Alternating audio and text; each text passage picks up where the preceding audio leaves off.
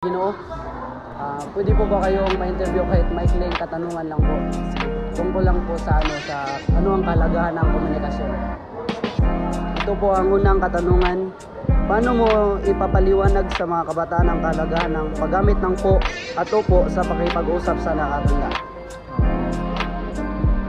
Maaring ipaliwanag sa mga kabataan na ang paggamit ng po at opo ay mahalaga dahil ito ay nagpapakita ng respeto sa nakakatanda, pagpahalaga sa kulturang Pilipino at pagtuturo ng mabuting asal. Dalawang tanong po.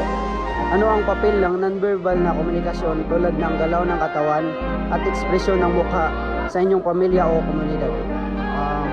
Mahalaga ang nonverbal na komunikasyon dahil nagpapahayag ito ng damdamin at respeto kahit walang salita. Tatlong katanungan po. Ano ang kahalagahan ng pakikipagkwentuhan o tsismisan sa mga Pilipino at paano ito nakatulong sa papalalim ng ugnayan ng mga tao? Mahalaga ang pagkikwentuhan at kahit ang tsismisan dahil nagpapalalim ito ng ugnayan, tiwala at pakikisalamuha. Nakakatulong ito sa pagpasa ng impormasyon, emosyonal na suporta at pagpalakas ng samahan at pamilya at komunidad. Pang-apat na tanong po, ano ang mga pagbabago ang iyong nakikita sa komunikasyong Pilipino sa kasalukuyan at ano ang epekto nito sa relasyon ng mga tao? Nagbago ang komunikasyong Pilipino dahil sa teknolohiya.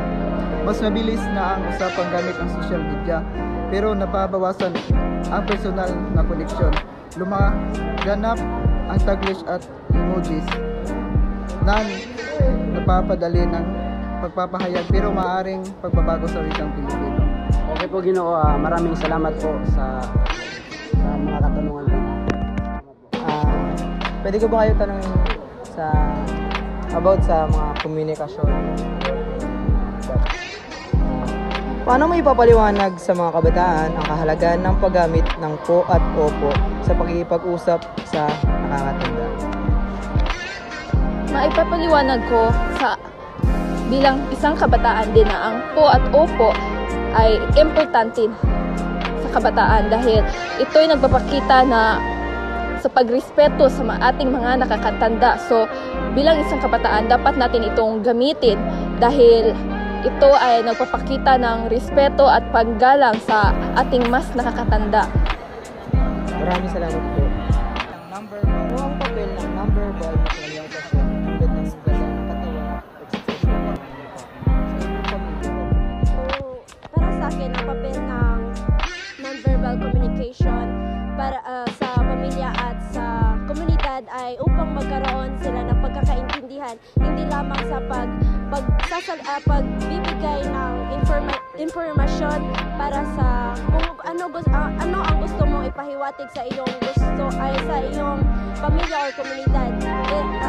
Importante din na magkaroon ng nonverbal communication upang magtugma ang iyong gustong iparating at maintindihan. Magandang tanghali po sa iyo, Binibini.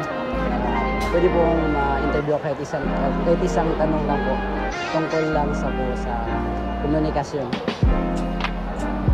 Tanong po ay, ano ang kahalagahan ng pakikipagkwentuhan o tsismisan sa mga Pilipino at paano ito nakatulong sa papalalim ng ugnayan ng mga tao? For me, sa mga Pilipino, ang pagkikipagkwentuhan at tsismisan ay isang malaking paraan upang mapalalim ang inyong relasyon sa inyong pamilya, mga kaibigan, o mga kaklase. At sa bahagi ng mga pagkukwento, maipapakita din ang ating pagmamalasakit sa isa't isa.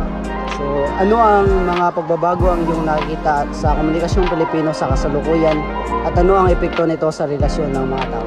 Sa kasalukuyan, marami akong nakitang pagbabago ng komunikasyon dahil na rin sa pag-usbong ng teknolohiya.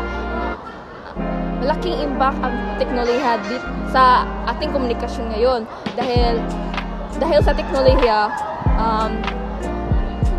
pwede tayong makipagkomunikasyon sa iba't ibang bansa at dahil dito na-influensyahan ang ating komunikasyon. marami ng mga Taglish at ibang-ibang komunikasyon na ginagamit sa mga tao na ngayon. So, masasabi ko na malaking impact talaga ang teknolohiya sa pagbabago ng komunikasyon natin ngayon. So,